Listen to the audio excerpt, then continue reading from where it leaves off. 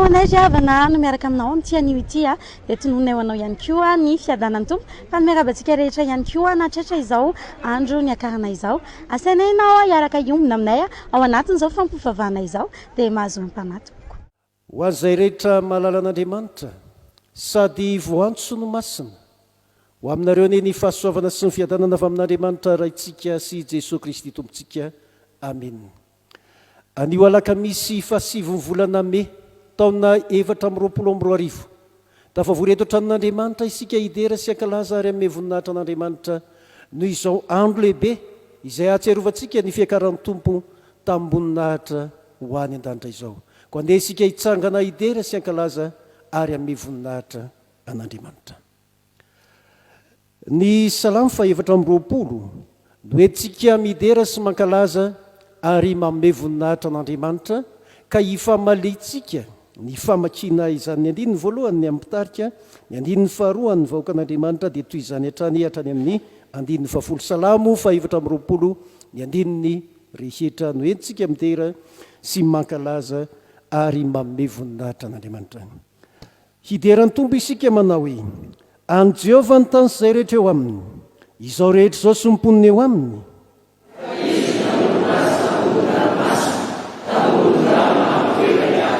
Iza no hiakatra ny tendrombohitra Jehovah ary iza no hitoetra ao amin'ny fitoerany masina.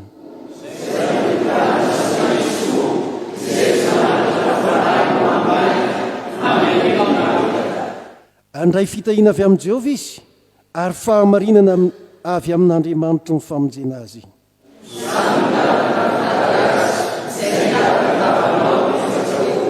Asandrato ny lohanareo ry vavahady ary misandratana ianareo ry varavarana fahagola mba hidira amin'ny mpanjaka ny voninahitra.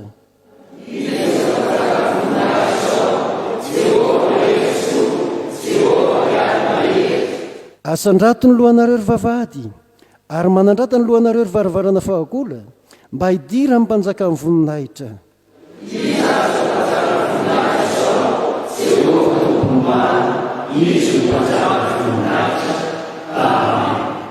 Ny hira ao amin'ny firana FFPM fahadimapolo amby zato andininy voalohany faharoa ary fahatelo no entsika manohy izany fiderana sy fankalazana an'Andriamanitra izany. Hira fahadimapolo.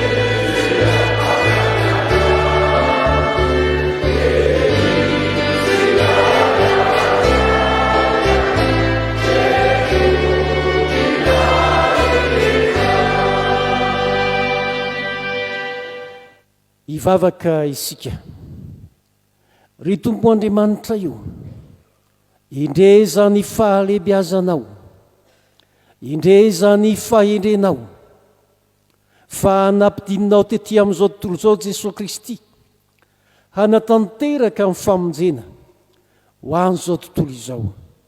Vita ankehitriny ny famonjena izay notanterahany tetỳ amin'izao tontolo izao dia hakarinao hiakatra ny an-danitra indray izy, haka ny toerany eo ankavananao Andriamanitra ray ary fona ho anay. Koa dia izany mahatonga anay tafahoana eto ankehitriny miara-midera sy mankalaza ary manome voninahitra ny anaranao, ary indrindrindrindra ihany koa mahatsiaro izany fahasoavan-dehibe nyraisinay avy aminao izany, indrindrindrindra ny fiakaran'i Jesosy Kristy amboninahitra. Mifona aminao nefa izay Tompo, fa na dia lehibe sy masina azy izy ianao dia matetika izay no tsy mahatanteraka ny sitraponao. Eny fa na dia amin'izao andro ny akarana izao fotsiny ihany aza dia matetika izay no to tsy mahatsiaro izany andro ny akarana izany.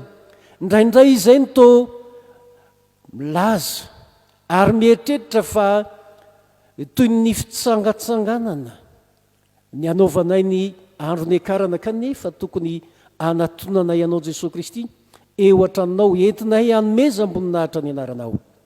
Koa mifona aminao izay Tompo, mangataka famelana avy aminao. Sasao madio izay Tompo mba ho afakely koa, ary dio izay mba ho afam-pahotana. Dia amin'ny anaranao Jesosy Kristy no angatahanay ny fifonanay ary hitalaonay eo anatrianao Andriamanitra. Misaotranao ihany koa nefa izay Tompo fa nitovy fotorotoro sy mangorakoraka dia tsy mba hataonao tsinotsinona. Koa raisinay ampitiavana sy ampifaliana ny famelan-keloka, atolotra Tompo ho anay dia ho anay izay mibebaka marina tokoa. Dia raisinay ampitiavana izany famelan-keloka atolotra ho anay izany. Niakatanay aminao Tompo mandritra izao fampompivavahana izao, dia niasan'ny fanainao masina ty anatinay tsiraray avy, ka atsiarovanay olona navotanao ary olona nandray famonjena avy aminao, ary no avozinao izay tsiraray avy rehefa vita izao fampompivavahana izao. Dia amin'ny anaranao Jesosy Kristy ilay omem-boninahitra ny nanaovana izany vavaka izany. Amen. Mipetraka ianareo. Tonga eo amin'ny fotoanan'ny tenin'Andriamanitra isika ry havana, ka andeha hitsangana isika ankizy sy tanora hanatanteraka ny hira faharoa amby 580 andininy voalohany ihany. Tompo ovay foko mba ho mora anarina.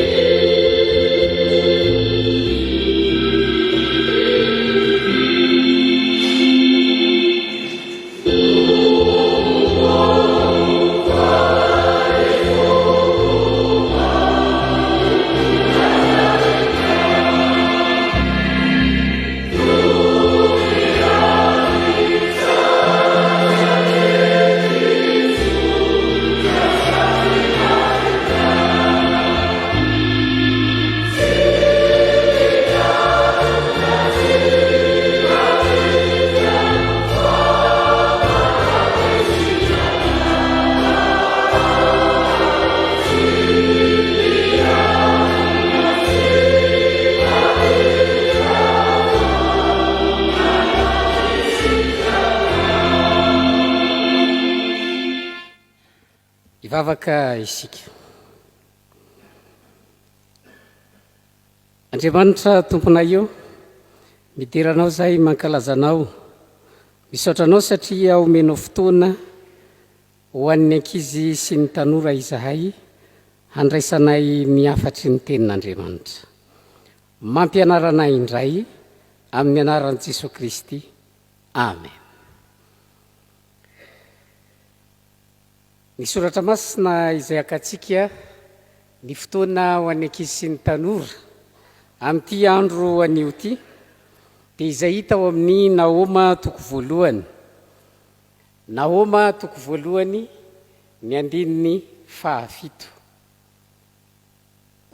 Petraka ianareo. naoma toko voalohany ny andininy fahafito. Naoma toko voalohany ny andininy fahafito, rehefa hita dia iarahantsika rehetra mamaky amin'ny anaran'ny Tompo. Tsara Jehova, fiarovana fiainana fahotena ka mahalala izay aratany. Averintsika indray mandeha. Tsara Jehova, fiarovana fiainana fahotena ka mahalala izay aratany. Rakizy sy tanora, Andriamanitra dia miaro antsika amin'ny ratsy sy ny loza samihafa, ka izany no mahatonga antsika mivavaka amin'ny isan'andro isan'andro. Koa mangataha amin'Andriamanitra mandrakariva, miankina amin'ny mivavaha amin'ny hatrany. Vavolombelona zany fiarovan'Andriamanitra ny zanany zany, ity tantara kely izay hoentina amintsika anio ity. I Bemakely dia mpianatra sekoly Alahady, ary teo akaiky ny fiangonana no misy ny trano nipetrahan'ny Bemakely. Io fiangonana io dia misokatra isan'andro. Rehefa mifoha marainy Bemakely dia makany am-piangonana mandohalika ary mivavaka hoe Andriamanitro arovy i Bemakely. Rehefa vita zay dia mitsangana izy mody any an-tranony ary manao ireo raharaha samihafa sady mandeha mianatra. Noho ny ampitsony, rehefa mifoha marainy Bemakely dia makany am-piangonana indray mandohalika ary mivavaka hoe Andriamanitro arovy i Bemakely. Toy zany any isan'andro isan'andro. Ndray andro, taoriny ny vavaka fanao an-tany am-piangonana, nakany antsaha i Bemakely. Tsy nisy namana niaraka taminy fa izy rery no nandeha tany. Tampotampoka teo, nisy liona masika nanenjika azy. Nandositry Bemakely, niampita tanimbary, mbola nenjehan'ilay liona ihany. Farany, niakatra teo ambony hazo izy. Noho ny tafiakatra teo ambony hazo Bemakely, dia nivavaka hoe Andriamanitro arovy i Bemakely. Ilay liona kosa niandry azy teny ambany. Indrisy anefa, vao vita ny vavaka nataony, tapaka ilay hazo nitsanganany sady namikirana. Latsaka teo ambonin'ilay liona masika i Bemakely sy ilay hazo tapaka. Taitra ilay liona ka lasa nirifatra nandositra. I Bemakely kosa afadoza, tsy lanin'ny liona. Dia nisaotra an'Andriamanitra sady nanohy ny fivavahany hatrany i Bemakely nanao hoe Andriamanitro arovy i Bemakely. Rakizy sy tanora, Andriamanitra dia miaro antsika amin'ny ratsy sy ny loza maro samihafa, ka izany no mahatonga antsika ampianarina entanina hivavaka amin'ny mandrakariva.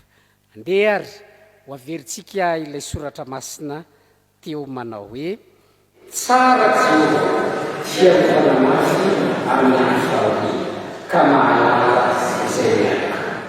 Naoma toko voalohany ny andininy fahafito. Ivavaka isika. Andriamanitra tomponay io, misaotra anao noho ny amin'ny teninao, mampianatra anay ianao, fa mila mivavaka aminao izahay, satria ianao rery ihany no mahay miaro anay amin'ny loza maro samihafa. Ataovy miaina izany isan'andro izahay. Amin'ny anaran'i Jesosy Kristy. Amen. Milohan'ny hitsagan'andreo mpanompon'Andriamanitra izay tari-bavaka sy hamaky misesa ny tenin'Andriamanitra, dia andeha ataontsika ny hira fahaenina amby folo sy roanjato, andininy voalohany sy fahatelo. Hira fahaenina amby folo sy roanjato, andininy voalohany sy fahatelo ao amin'ny firana FFPM.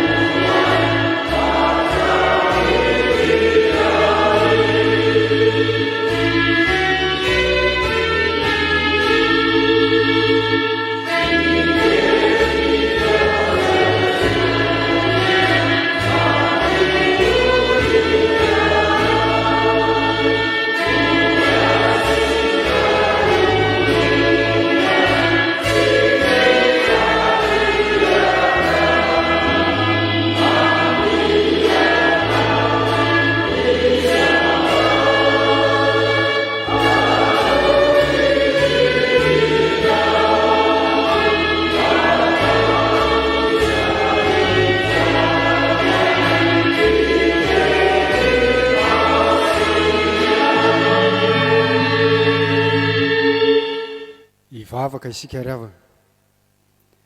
Ankalazainay ianao ry Jesosy Kristy tomponay, ilay tsaroana fa niakatra amboninahitra any an-danitra. Fa ankalazainay koa ny teninao izay voasoratra ao anatin'ny Baiboly masina, iroso amin'ny famakiana, ny fiainona, ny fanambarana sy ny fandraisana izany teninao izany izay ankehitriny ao amin'izao fanompoavavahana andro ny akarana izao. Maniry indrindra ary izahay rehetra ny hiasan'ny fanahinao masina ty anatinay, ka hitsolova ny fanahinao masina izany fankalazana ny teninao Andriamanitra izany.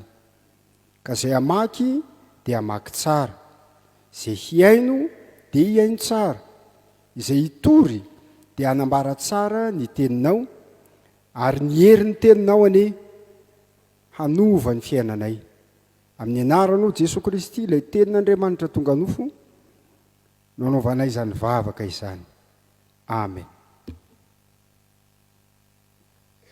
Raisoarin'ny Baibolitsika, andehantsika hamaky ny Salamo, Salamo fa 8 atomboka amin'ny 5 ary hofaranana amin'ny 9. Salamo fa 8 andiny 5 ka hatramin'ny 9. Amin'ny anaran'ny Tompo. Tendrombohitra Andriamanitra ny tendrombohitra Basana, tendrombohitra maro tampona ny tendrombohitra Basana. Ny tendrombohitra maro tampona, nahoana ianareo no miendry ny tendrombohitra izay tian'Andriamanitra hitoerany. Eny hitoetra ao mandrakizay Jehova. Ny kalesin'Andriamanitra dia 2 alina, eny arivoarivo. Ny Tompo no eo aminy, sinay dia eo amin'ny toerana masina. Efa niakatra ho any amin'ny avy ianao ka nitondra babo. Efa nandray fanomezana teo amin'ny olombelona ianao. Eny teo amin'ny maditra aza, mba hitoeran'i Jehova Andriamanitra any. Amen. Filazantsarany Marka, toko 9 andiny 7 ka hatramin'ny 20 amin'ny anaran'ny Tompo. Ary Jesosy Tompo rehefa niteny taminy dia nampiakarina ho any an-danitra ka nipetraka eo ankavanan'Andriamanitra. Fa izy ireo kosa dia lasa nitoroteny eny tontolo eny, ary ny Tompo niara-niasa aminy ka nanamarina ny teny tamin'ny famantarana izay nomba azy. Amen.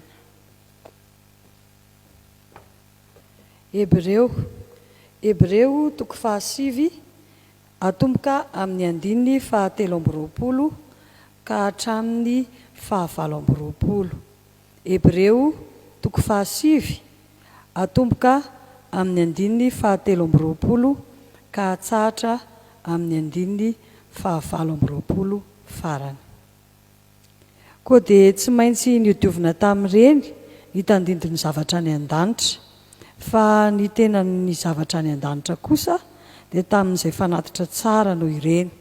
Fa Kristy tsy mba niditra tao amin'izay fitoerana masina nataony tanana, izay tandindony tena fitoerana masina, fa ho any an-danitra tokoa, mba hiseho anatrehan'Andriamanitra ankehitriny ho antsika. Ary tsy niditra izy mba hanatitra ny tenany matetika, tahaka ny mpisorona be miditra ao amin'ny fitoerana masina isan-taona mitondra ny rano zavatra hafa, fa raha izany dia tsy maintsy ho nijaly matetika izy ary izay nanaovana izao tontolo izao. Fa ankehitriny dia efa niseho indray mandeha tamin'izao andro farany izao izy, mba hanafaka ny ota tamin'ny nanateran'ny tenany. Ary tahaka ny nanendrena ny olona ny ho faty indray mandeha, ary rehefa afaka izany dia hisy fitsarana, dia tahaka izany koa Kristy rehefa natolotra indray mandeha hitondra ny otany maro, dia hiseho fanondrony tsy amin'ny ota amin'izay miandry azy ho famonjena. Ray masino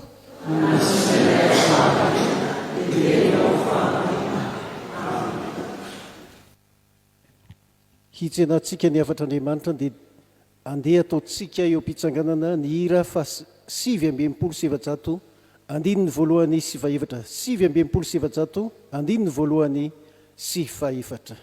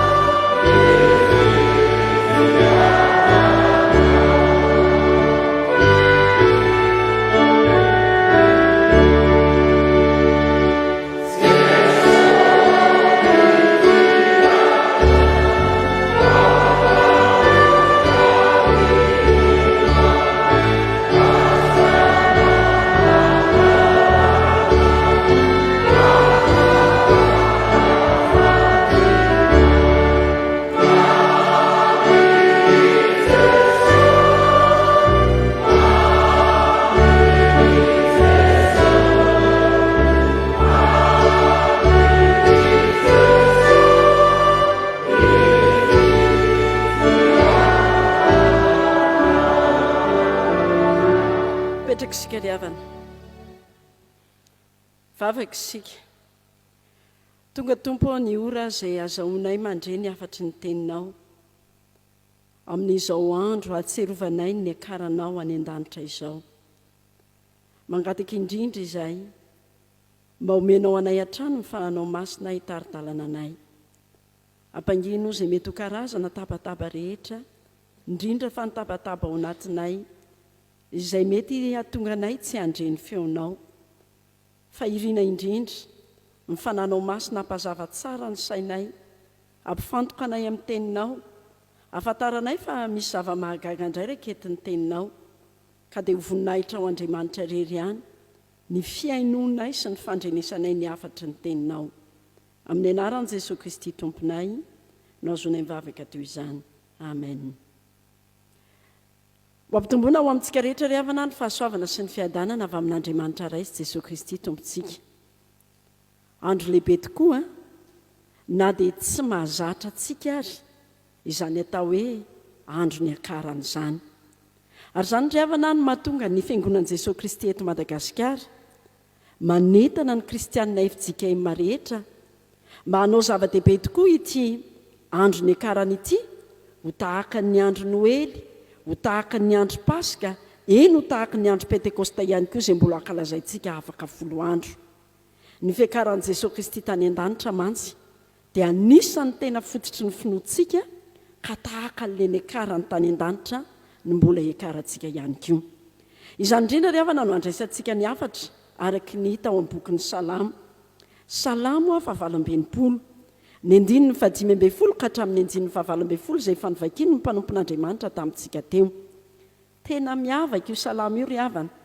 Davida raha teo moa no nanao azy.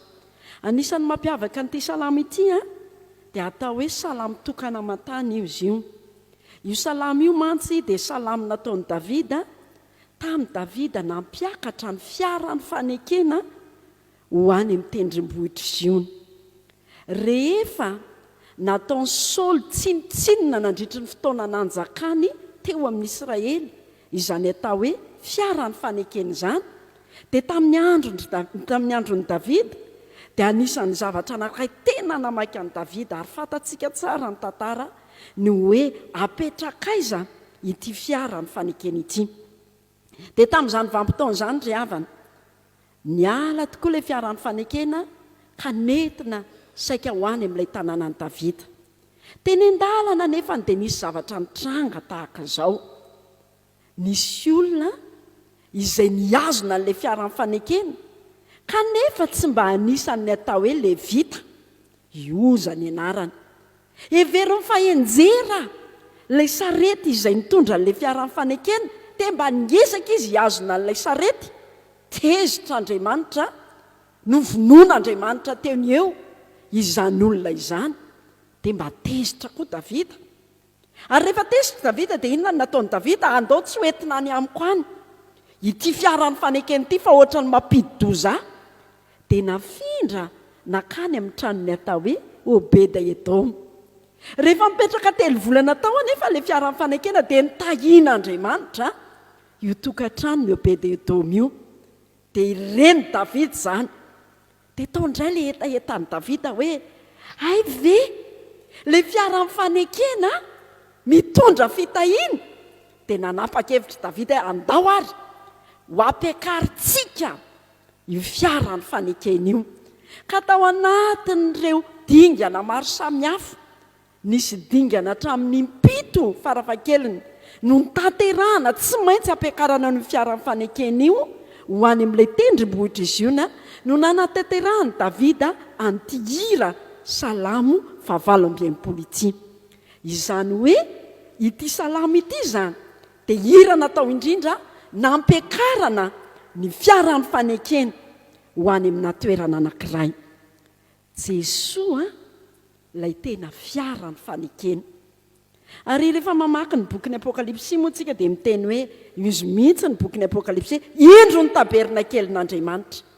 Izy ny tena fiarany fanekena. Ary izany no mahatonga ny hoe ity salamo 8:20, 5:15 ka hatramin'ny 7:20 ny tena izy fa ny perikopantsika nijanona teo amin'ny 8:20 dia manambara mihitsy ny ary tandindony fiakaran' Jesosy Kristy any an-danitra. Ka tena mety ry havana zany ny andalianantsika an'ity salamo ity izay tandindo ny fiakaran'i Jesosy Kristy tamin'ny niakatra any an-danitra, mba ho lesona ho raisintsika tsiraray avy hoe nitondra inony eo amin'ny fiainantsika ihany koa ny fiakaran'i Jesosy Kristy tany an-danitra, tahaka ny hoe nitondra fitahiana ho an'izay nandray azy ny fiakaran'ilay fiaran'ny fanekeny. Voalohany ry havana, ny fiakaran'i Jesosy Kristy tany an-danitra dia manam-pirofo ary milaza amintsika fa afaka mitoetra ty anatintsika Jesosy. Andao hiavakintsika ny 5:5 ka hatramin'ny 5:40. Hoy ny voasoratra hoe tendrombohitr'Andriamanitra ny tendrombohitry Basama, tendrombohitra maro tampony ny tendrombohitry Basama. Ry tendrombohitra maro tampony, nahoana ianareo no miendry ny tendrombohitra izay tian'Andriamanitra ionenany? Eny, hitoetra ao mandrakizay Jehova. Eto zany ry havana dia nisy adevitra be atao aizy ity fiaran'ny fanekeny ity. Ankoatran'ilay tantara efa nitantaraiko tamin'ny fampidirana teo, nisy tokoa mantsy ny atao hoe tendrombohitry Basama. Zany tendrombohitry Basama zany ny anisan'ny tendrombohitra malaza koa ao amin'ny testamenta taloha, ilazana ny toerana tsara indrindra tany Palestina fa izay. Io tendrombohitry Basama io no toerana fiandrasana omby, ary ny omby izay nandrasana tamin'izany tendrombohitry Basama zany dia tena omby hafa kely. Anisan'ny filazan'ny testamenta taloha ohatra zany hoe omby vavy Basama izany. Eto zany raha ohatra ka ny toerana tsara indrindra tokony mba hitoeran'ny fiaran'ny fanekena dia ny tendrombohitry Basama. Fa nanapa-kevitra Davida tsy apetraka any amin'ny tendrombohitry Basama ny fiaran'ny fanekena, fa apetraka any amin'ny tendrombohitry Ziona, izay tany karakaina tena mifanohitra zany le hoe tendrombohitry Basama sy le tendrombohitry Ziona. Kanefa io no hitoerana, io no ametrahana azy ary io no ampiakarana azy. Rehefa malala rehetra ao amin'ny tompo, zany koa no afatra lehibe ho antsika lay fiakaran'i Jesosy Kristy tany an-danitra, izay tsy tao anatin'ny kajikajy ny olombelona velively, tsy arakaraka izay heritreretan'ny olona azy, dia manambara amintsika ihany koa fa ny fiakarany any an-danitra no ahafahany mitoetra aty anatintsika. Ka na dia eo aza izay mety hoe heverin'ny olona fa hoe tokony izao ny lalana alehan'izany Andriamanitra tonga nofo, Andriamanitra mpamonjy izany, tahaka ny tenenan'i Davida hoe ry tendrombohitry Basama, nahoana ianareo no mijery, nahoana ianareo, hoy ny dikateny 10, no mialina mangarika mihitsy ny tendrombohitra izay tian'Andriamanitra hitoerana. Dia tahaka izany koa ry havana, indraindray ny olona dia tsy manaiky izany fiakaran'i Jesosy tany an-danitra izany. Fa maninona Jesosy niakatra tany an-danitra? Fa maninona Jesosy tsy maintsy naneho tamin'ireo mpianatra rehefa mandinika amin'ny filazantsara isika hoe iny izy niakatra tany an-danitra, ary hitan'ny mpianatra, hijoroan'ny mpianatra vavolombelona zany. Dia miteny amintsika ihany koa hoe ry tendrombohitry Basama, ry tendrombohitra maro tampona. Dia misy olona mety mirehare, mety misy olona mihevitena ho zavatra, fa ny olona mirehare sy mihevitena ho zavatra tsy toeran'Andriamanitra ry havana, fa ny olona manetry tena ny toeran'Andriamanitra. Dia tahaka an'ilay Ziona, ka raha ohatra ianao zany mahatsiaro fa tena efa maina, karakaina, ary aoriana kely eo moa ny salamo ataon'i Davida dia tena miteny izany mihitsy ny hoe maniry ianao ny fanahiko, mangetahetanao ny atao anatiko, tahaka ny tany karakaina, zany koa no aniriny fanahiko anao Andriamanitra. Rehefa malala rehetra ao amin'ny tompo niakatra ao any an-danitra Jesosy, mba azahoany mitoetra aty anatintsika, mba azahoany miara-monina amintsika. Ary zay no namafisin'ilay filazantsara araka amin'ny marika teo, rehefa avy niakatra nge Jesosy dia nambomba ny mpianatra tamin'ny famantarana maro samihafa. Dia ingane ity andro ny akaran'ity atserovantsika hoe miara mitoetra amintsika ka tsy any ziona intsony le fiara-nyfanekena fa ao anatytsika tsiraray avy no afanampiakarina ty anatytsika izany fiara-nyfanekena izany.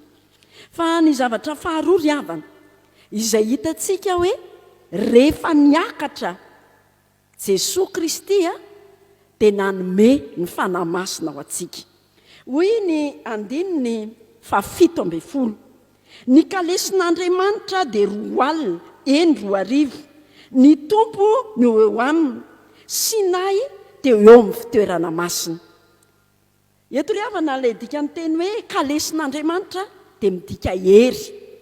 Zany kalesy zany mantsy no fitaovam-piadiana tamin'ny fotoan'androny, ilazana ny herin'ny firenena anankiray ny fananana kalesy.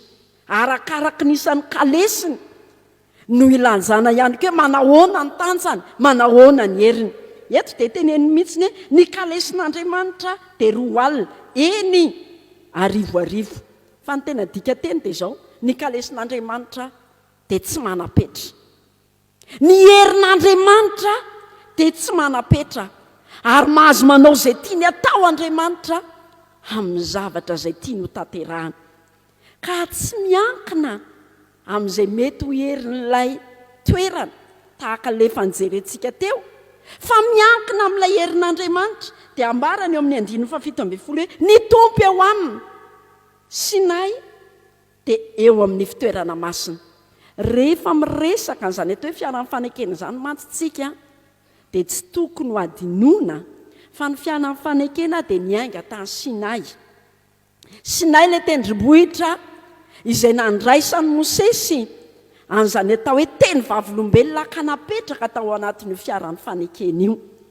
Fa eto ry havana, raha vao miresaka hoe Sinay tsika, ny dika ny teny hoe Sinay dia ilay manaikitra, ilay manindrona, ary ny dika teny hafa ary moa dia miteny mihitsy hoe mpampikorotana izany Sinay izany. Fa niala tany Sinay zany ilay teny vavolombelona ka napetraka tao amin'ny fiara-nyfanekena hoentina tio ziona. Ny dika ny teny hoe ziona dia izay madio am-po. Ary fatatsika tsara zany fa hoe izay madio am-po no ahitany tanàn'Andriamanitra. Ary taty aoriana moa ziona dia natao hoe Jerosalema, ilay tanàna amin'ny fiadanana. Izany hoe ny fiakaran'ilay fiara-nyfanekena no nampisy fiadanana teo amin'ny Israely ary natonga ny tanàna mihitsy natsoina hoe Jerosalema. Ny fiakaran' Jesosy Kristy any an-danitra ry havana dia manome fanahy masina ao antsika ihany koa. Ary izay ilay mahatonga an'ilay teny hoe fitoerana masina. Misy dika teny ery ambany ery milaza mihitsy hoe fahamasinana, ilazana ny fanahin'Andriamanitra miasa ao anatin'ny olona. Jesosy ange efa nyteny izany, ary nanome toky Jesosy tamin'izy niakatra any an-danitra. Sao ny tenin'i Jesosy any amin'ny asan'ny apôstôly toko 1:9 fa azo hery ianareo amin'inona? Amin'ny ilatsahan'ny fanahy masina aminareo. Izany hoe ny hery zany tsy le kalesy tsony fa le fanahy masina. Le herin'Andriamanitra miasa ao anatintsika dia ny fanahy masina. Ary rehefa miasa ao anatintsika ny fanahy masina dia mazava tsara fa ny vokatry ny fanahy no ananantsika fiadanana, no ananantsika fifaliana, no ananantsika fitiavana.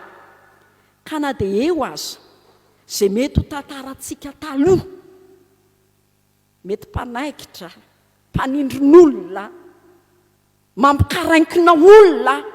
Ndraindray ny olona ohatra izany vao mijery azy ny olona tonga dia mikaraikina daholo, miforotra daholo.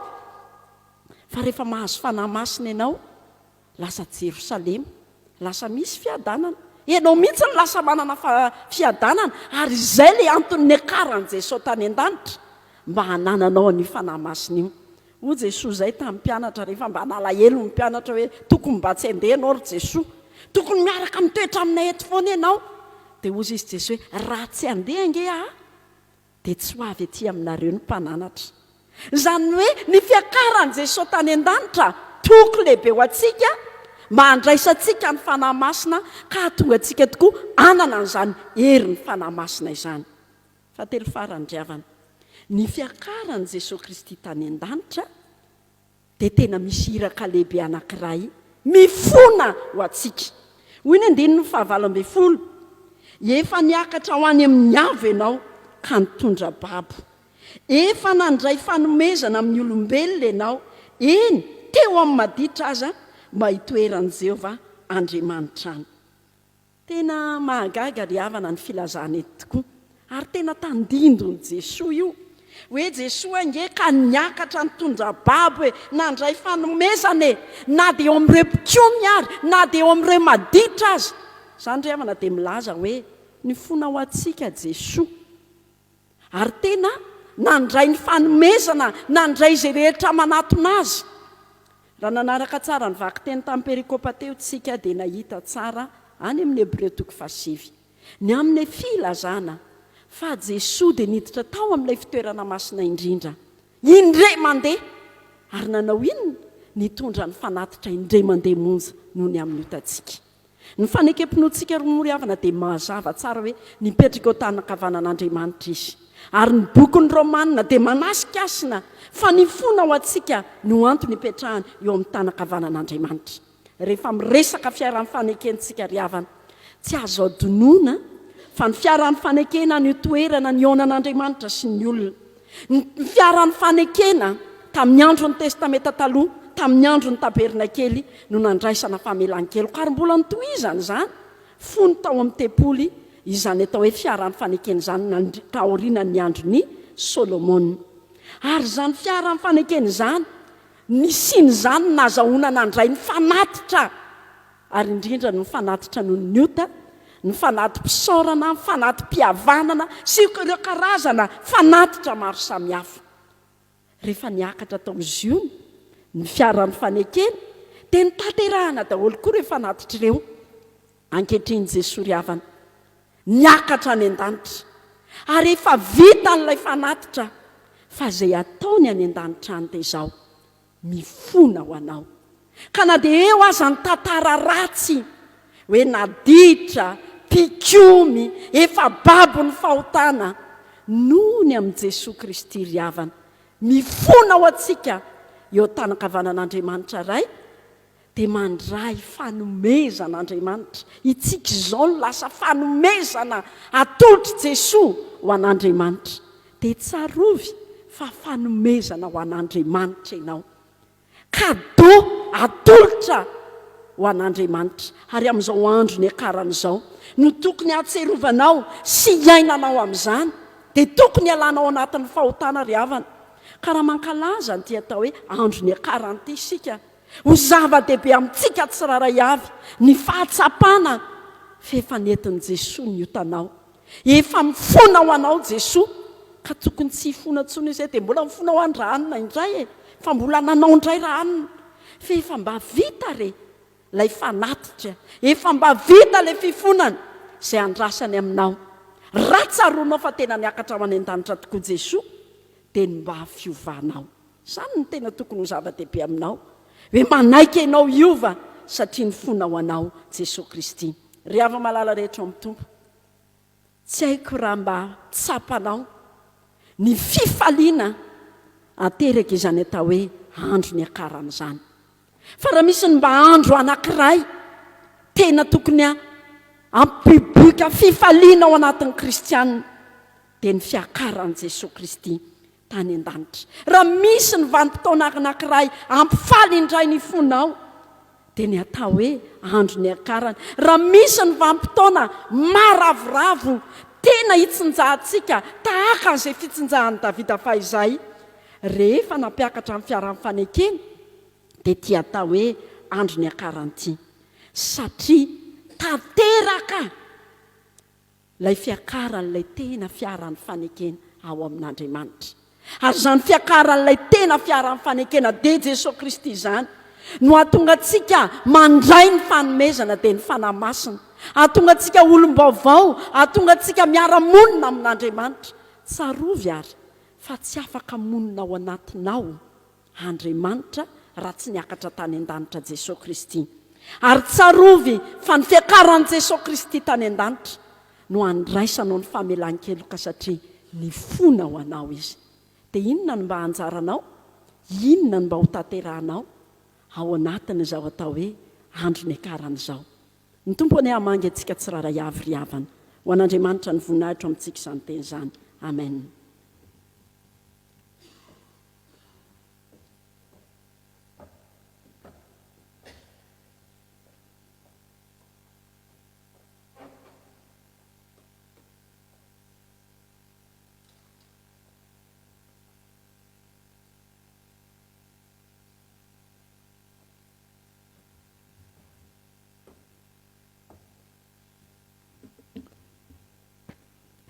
io mimbavaka isika ry havana. Andriamanitra rainay io, andro maharavoravo loatra, andro mahatritrika, andro mampifaly, satria andro izay atsiarovanay fa Andriamanitra miara-monina aminay ianao. Andro atsiarovanay fa anafinao hery tsy haitoaina aty anatinay. Andro atsiarovanay fa manan'Andriamanitra miandany, mivavaka, mifona ho anay ary manan-toerana sy fanjakana ny Andriamanitray ity andro ny akarana, andro nisan'ny ratanao amin'ny voninahitra ary fototry ny finoanay kristianina.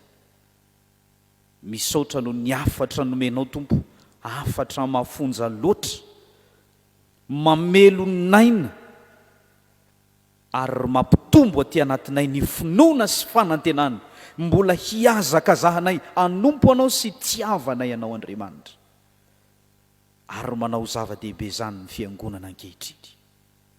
Tompo, ny fonay mba ho tendrombohitra onenanao Andriamanitra, satria ny fonay dia toy ilay tendrombohitra karakaina, tendrombohitra mety tsy tanteraka satria tsy misy aina, tsy misy zava-tsoa akory. Manaiky akaranao ny fonay Jesoa, manaiky onenanao ny fonay, ny fiainanay manontolo, satria rehefa monina eo ianao misy fiadanana, rehefa monina eo ianao Andriamanitra misy fahavokarana, misy fitahiana, misy fahasoavana, misy fahamonjena, ary miova ny tantaram-piainanay, lay karakaina tonga aina sy fitahiana, fifaliana. Tompo Andriamanitra, tiana hiakaranao ny firenenay, tiana honenanao ty firenenay, miakara ry mpanjaka lehibe monena eto amin'ny firenenay, ka ity tendrombohitra toy ny karakaina, ty tendrombohitra toy ny tsy misy fanantenana, mba ho tahaka ny tendrombohitra ziona, ho fonena ny fiadanana. Andriamanitra mahatoky zay fa ho tanterahanao zany, ataka izany ny fiangonana apetraka eo am-pelantananao, satria ny fiangonana dia iarahanao monina, ny fiangonana zay fiangonanao Andriamanitra, fiangonanao Jesosy Kristy. Ianao no hitarika azy mandrakariva, hoentinao miara-miakatra aminao ary saloranao ny voninahitra zay anao Andriamanitra, satria miaraka amin'ny mandrakariva ianao. Ta ireo tompona andraikitra rehetra eo anivon'ny fiangonana, manomboka amin'Andriamanitra filoha, reo mpanatanteraka tarihan'Andriamanitra sekretera jeneraly, ny tompona andraikitra rehetra eo anivon'ny departemanta, reo sampana sary asa, misy ireo birao, misy ny tonisy ny tale rehetra, ny président synodal, reo mpitandrina na ny mitondra fitandremana, na reo any amin'ny poste d'évangélisation, ny sekoly FJKM, eny ny toeram-panomanana mpitandrina sy ny toeram-panomanana ny mpampianatra. Mivavaka izay amin'ireo orinasa ny fiangonana izay najoro indrindra mba hoentina manatanteraka ny asa ho fampandrosoana ifotony ary ho tanana mitsotra makeo amin'ny fiarahamonina hoentinay mitory ny filazantsaranao tanterahanao reny tompo andriamanitra fa ankehitriny izay tompo dia mivavaka manokana indrindrandrindra amin'izao andro ny akarana izao ho tsarovany olona rehetra ary fantatrao misy ireo marary mafy any amin'ny hopitaly misy ireo mahantra tsy manaka ny koanina misy ireo izay mijaly any amin'ny toerana izay niarana ireo karazana loza ara-boajanahary maro samihafa ary misy ireo izay trapahoriana misy ireo mitady asa misy ireo manana olana ao amin'ny tokantrano misy ireo manana olana amin'ny fiainana manokana izay tsy takatry ny sainay kory fa Andriamanitra monina eo amin'ny fiainana ianao ka mampisy fiadanana sy fifaliana miakaro eo amin'ny fiainan'ireny olona tsirairay avy ireny tompo Andriamanitra dia misaotra noho ny amin'izany tonom-bavaka izay nasandratra tamin'ny anaranao Jesosy dia nombanao ny fiainanay honenanao ary anafianao hery hivavahanao sy fonanao anay mandrakariva handraisanay koa ny fanay masina dia amin'ny anaran'i Jesosy Kristy tomponay ilay fanampianatra anay io mbavaka manao hoe rainay izay anamitra ho amasinana ny anaranao ho tonga ny fampisakanao atao any sitram-ponao ety an-tany tahaka ny anaranitra ireo anay izay anasanja ao anay ary mamelany kay tahaka mamelana izay melika taminay ary aza mitondranay amin'ny fatapanao manafanay maratsy anao fanjakana sy hery ary vinahitra nakizay. Amen. Hitsangasika ry havana anonona ny fanekempinoana apôstôlika izay ombona antsika ny fiangonana masina manerana izao tontolo izao.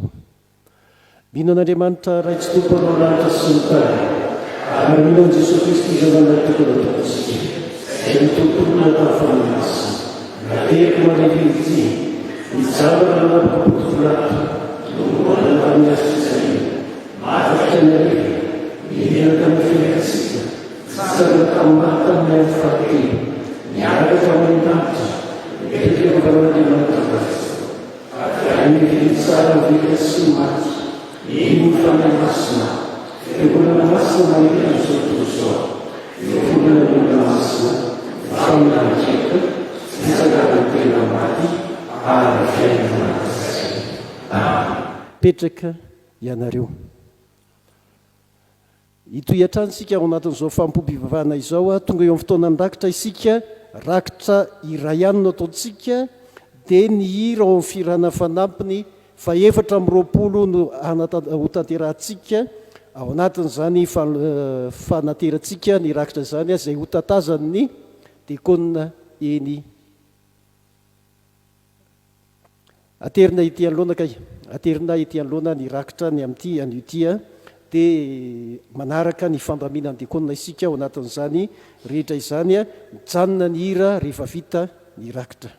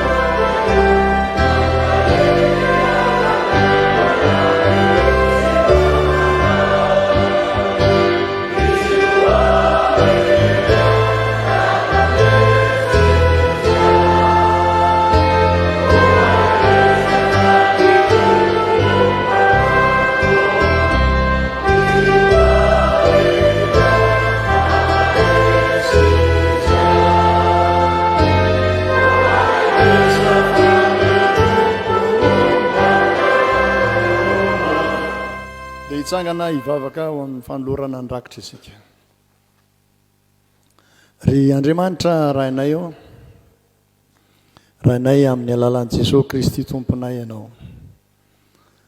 Manolotra izao sombitsombony izay nomenao anay izao zahay, entina hanatanterahana ny asanao.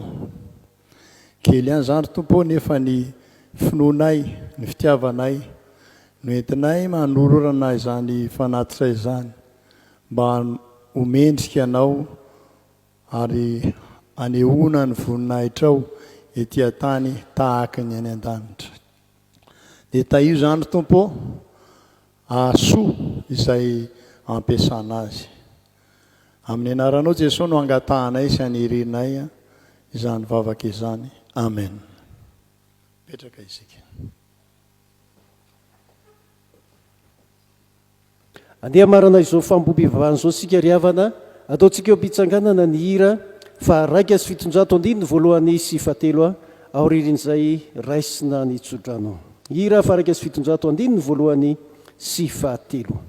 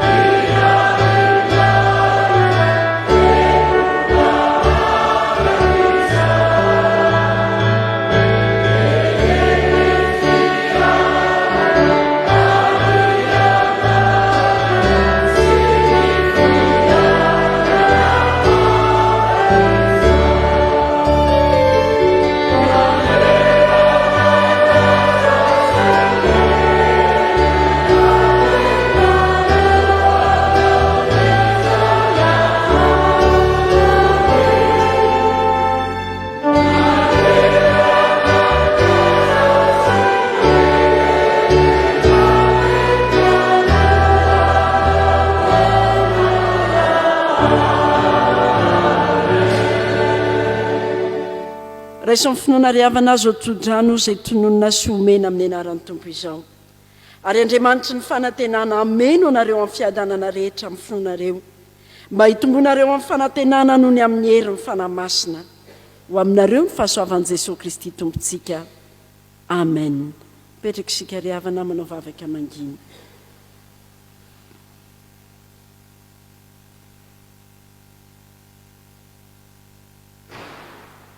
Ho an'Andriamanitra ireriany ny voninahitra amin'ny anaran'ny Ray sy ny Zanaka ary ny Fanahy Masina. Amen. Isaorantsika ny tompo ry havana nafahantsika ny arany natao anatin'izay fampofavahana izay inona fa nazava tamintsika ny mazava-dehibe izany andro ny akaran'ny tompo izany. Mame fotoananao izay ho amin'ny manaraka indray. Veloma tompoko.